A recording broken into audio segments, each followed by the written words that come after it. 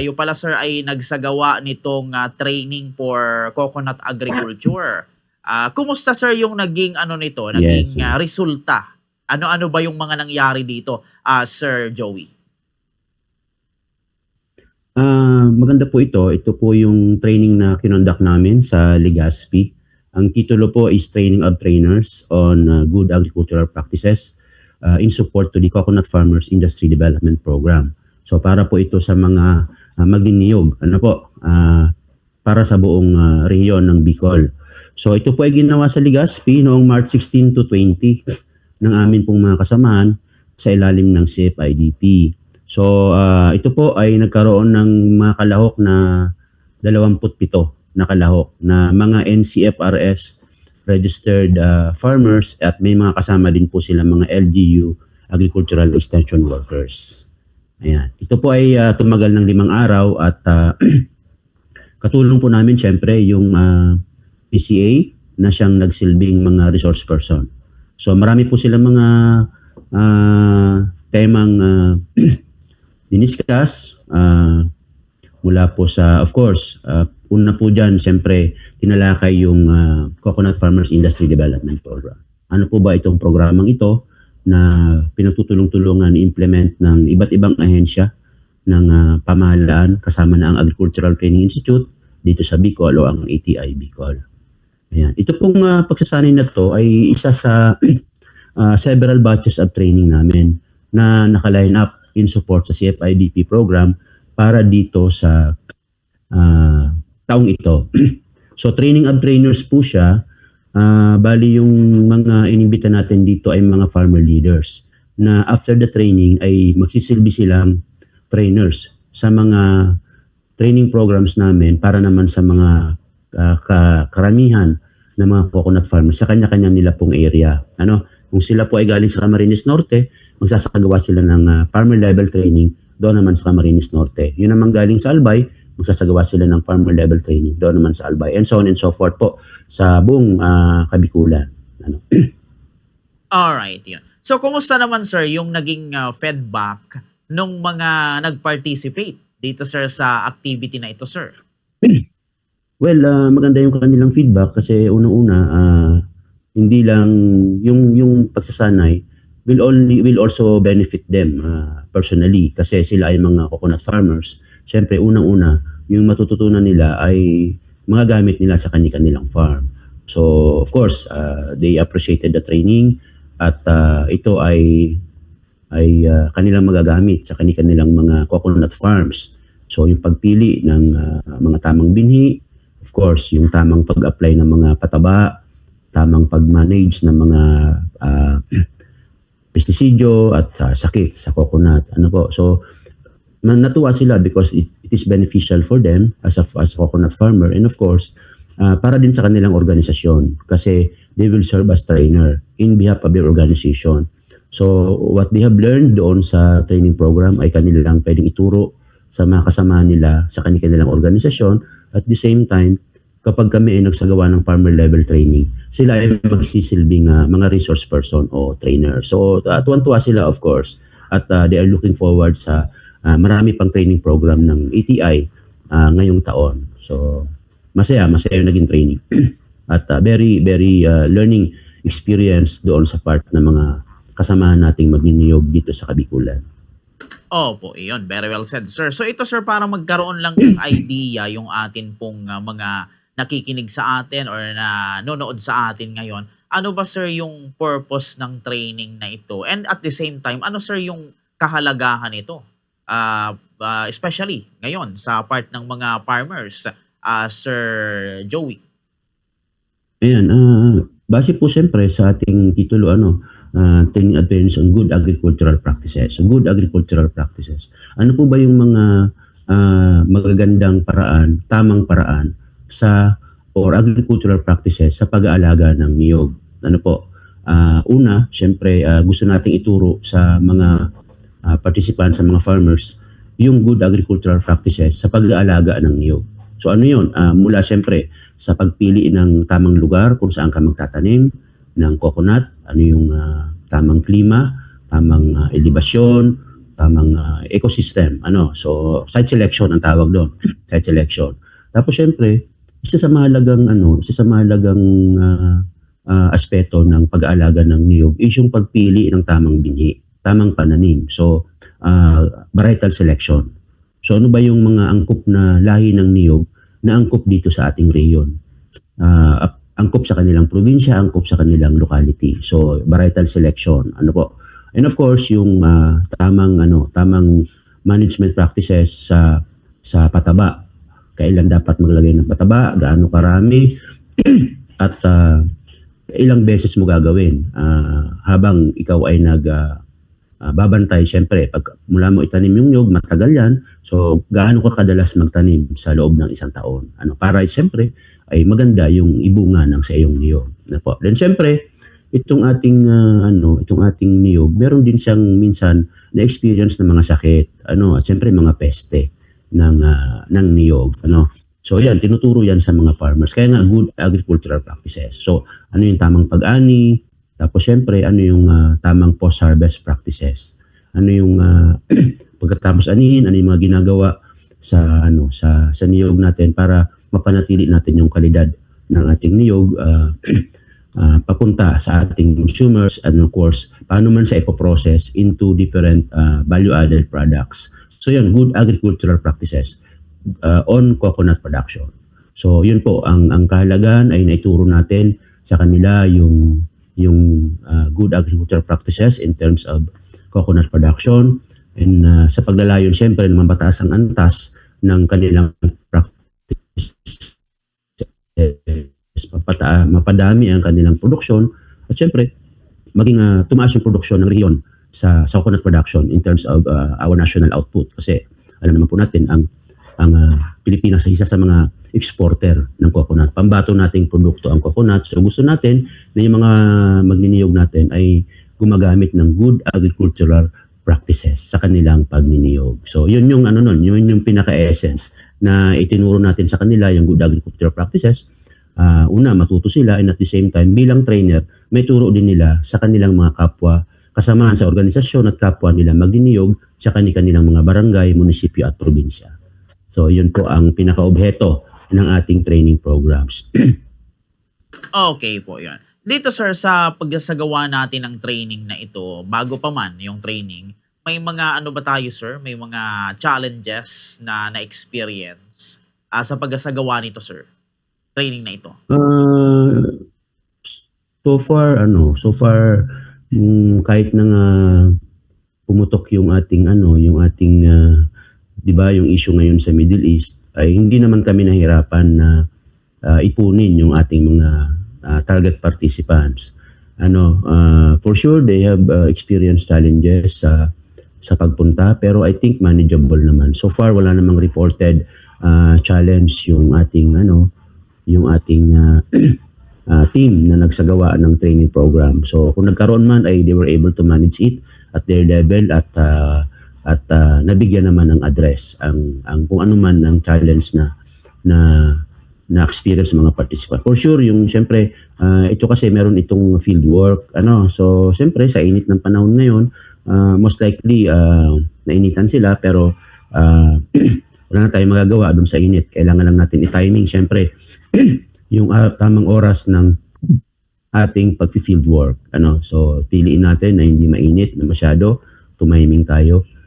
So far yun lang naman, walang masyadong major, walang significant challenge na na-experience yung team natin, at they were able to successfully conduct and complete the training program at sa tamang panahon. Okay po. Yun. Ito sir, training na ito, taon-taon ba ito sir ginagawa, Sir Joey? Yes, taon-taon siya, mula pa noong 2020, 2023, 2024, 2025 until this year ay nagsasagawa ang ETI ng mga pagsasanay in support sa Coconut Farmers Industry Development Program.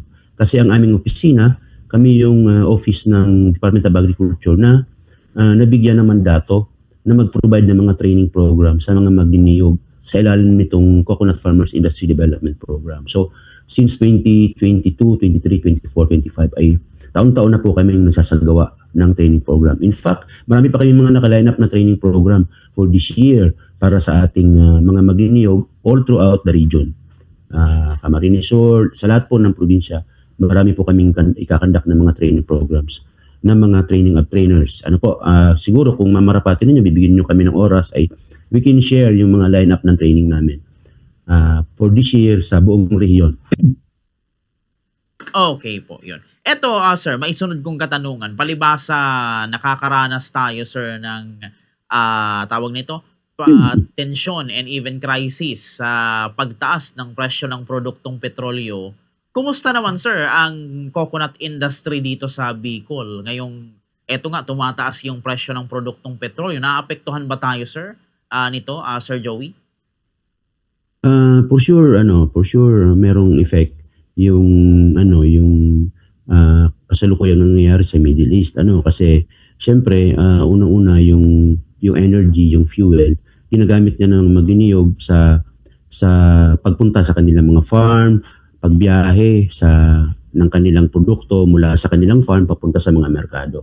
For sure merong epekto. At this point we cannot quantify, but sa mukha ng ating magniniyog, siyempre makikita natin na they are experiencing challenge. But of course, hoping and praying na bumuti na ang sitwasyon so that kahit pa paano wag naman maging significant yung epekto sa income ng ating mga magniniyog, yung kamahalan ng langis. Kasi kahit ayaw natin, wala tayong magagawa. Kailangan natin bumili ng gasolina, ng krudo, para makapagpunta tayo sa mga farms, yung mga farmers natin, mga magniniyog. At the same time, ibiyahe nila yung kanilang na aning niyog mula sa kanilang farm patungo sa mga market. So for sure meron niyang epekto in terms of expenses. At the same time, tataas din siyempre yung produkto nila. At tatamaan din tayo ng mga consumers na kumakain ng mga produkto ng niyog. Pero hopefully, hoping and praying na bumuti na ang sitwasyon so that bumalik na sa dati yung mga regular na presyo ng ating mga farm inputs like itong ginagamit natin na petrolyo sa operasyon ng ating mga magniniyog. Okay po, yun. Pero sir, ito yung natin, yung farm gate pricer ng mga nyug. Hindi naman ba, sir, tumaas yung presyo or dati lang? So far, wala pa naman naramdaman. Ang nagmo-monitor kasi nito ay Department of Agriculture saka DTI. So I'm not quite updated in terms of the price ng farm gate price ng niyog saka yung market price. Makikita natin ito siyempre sa mga data ng Department of Trade and Industry. So sila naman yung monitor ng presyo ng ating mga niyog at iba pang agricultural products. Opo. Eto sir, mga remaining question na lang sir.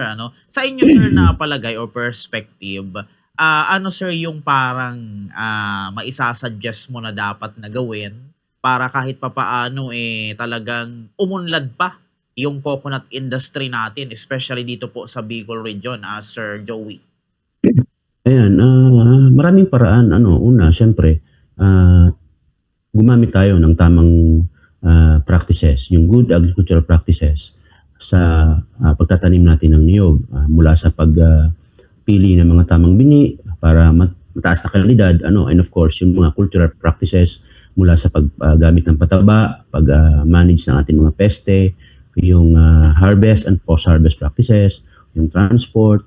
Tapos syempre magkaroon tayo ng product development, yung processing, na yung hindi natin ibebenta yung niyog, na niyog lang. So pwede natin ibenta sa iba't ibang pamamaraan. Syempre yung kopra, tapos yung mga baon ng niyog, ganyan, yung mga coconut husk, pwede nating i-convert into handicrafts. So additional income yon ng ating mga magniniyog mula doon sa niyog mismo. And of course, pinopromote din natin yung farming system na kung saan, kasi yung niyog naman, syempre, matagal yan it can last several years, di ba, pagkatanim natin. So while umaani tayo every 40 plus days in a year, ay magtanim tayo ng ibang mga crops within the under the coconut. So, nandyan yung cacao, pwede tayong magtanim, additional income. So, kung meron tayong 1 hektarya ng niyog, pwede siyang taniman din ng 1 hektarya din na cacao. Di ba? Pwede rin kape. So mako-convert mo, mapapalaki mo yung area mo by combining different crops with coconut. So pwede ang cacao, pwede ang kape, and of course pwede rin tayo mag-alaga ng mga hayop under the coconut. Nandyan yung native chicken, nandyan yung native pig, pwede rin baka. So kasama yan, Sir Bong, sa mga pinoprovide namin na training services. So meron kaming training sa product development for coconut, meron kaming so yung paggagatas ng pag-aalaga ng mga gatasing baka, meron ding native tong coconut processing. So with this farming system, ang tawag kasi dito diversification. So nagda-diversify tayo ng produkto, hindi lang vision, pag-aalaga ng iba't ibang crops, pag-assess ng mga food products out of the maraming paraan. Kami po ay nakasuporta dyan at marami kaming training programs para maturuan itong mga maginiyog natin at sa kanilang mga organisasyon. So marami kami, actually sir, if you don't mind, I will take this opportunity to give information in our CFIDP program for the year. So ngayon pong taon, meron kaming 49 na farmer level training for coconut production. Iba't iba po yan, gaya ng mga sinabi ko sa inyo, programs ng ETI Bicol in support po sa Coconut Farmers Industry Development Program. Ano po? So sabi ko nga, meron kaming 49 trainings para sa mga magsasaka ng niyog sa rehiyon natin. Iba't iba yan, good agricultural practices, product development for coconut. Meron din po kaming farm business schools, doon po sa pagninegosyo sa niyog. Then meron din kaming native cattle production, then dairy farm operation, meron din kaming coconut processing, and of course itong native chicken production. So ito po ang tawag dito is coconut diversification system. Yung pag-aalaga ng niyog, sinasabayan natin ng iba pang mga complementary production practices, agricultural production practices para mapataas natin, Sir Bong, yung kita ng ating mga maminiyog. Kasi siyempre, hindi naman oras-oras, araw-araw ay niyog yung kailangan bantayan natin niyog. Nandyan yan, di ba? Bumubunga. So we can do other agricultural practices that will give us additional income. So yun po yung binibigay natin sa ating mga coconut farmers na tulong sa pamamagitan ng mga training programs. Okay po, yun. Very well said, sir. So ito, sir, bago tayo magtapos, siguro, sir, ano na lang ang inyong maiiwan na mensahe sa mga farmers natin sa coconut industry, sa mga nakikinig po sa atin? Bigay ko sa Yes, inyo, po. sir, ulit ang linya. Sige po. Yes. Of course, unang-una po, nagpapasalamat kami sa Bombo Radio. Because we are invited in this program at nagkaroon kami ng pagkakataon na ma-share sa inyong mga viewers at listeners yung mga ginagawa ng ETI in support sa Coconut Farmers Industry Development Program. So sana sir, hindi ito maging huli na ating pagsasama sa radyo. You're always welcome. Hindi lang siguro ako, ang aking po mga staff, ang aming po mga staff can also share iba't ibang programs ng ETI patungkol sa agricultural production. And of course, we thank the listeners and the viewers sa pakikinig sa aming programa at ini-encourage po namin yung mga nakikinig dyan kung kayo po ay nagtatanim ng niyog, kayo po ay rehistrado sa National Coconut Farmers Registry System, kayo po ay kwalipikado na mag-avail ng training program ng ETI. Hindi lang po kayo, pati yung sa inyong mga organisasyon ay kwalipikado na maka-avail ng aming serbisyo na training programs and services. So, kapag kayo po ay nasa social media, hanapin nyo lang ETI Bicol at pag-message lang po kayo sa aming page. You can, meron po kaming messenger services dyan. So, message lang po kayo para na makipag-ugnayan sa amin kung meron kayong mga concern na gusto nyong matutunan sa coconut farming. Actually, hindi lang po coconut farming ang aming in-offer, Sir Bong. We also provide other training services sa iba't iba pang agricultural crops like rice, corn, vegetables, organic agriculture, livestock production. So anything about agriculture, ay we can help yung pong mga nakikinig na interesado na matuto, magkaroon ng karagdagang kaalaman sa agriculture. So muli po, salamat Sir Bong for giving us the opportunity to engage and of course makasama dito sa inyong programa sa Bombo Radio. Mabuhay po ang Bombo Radio.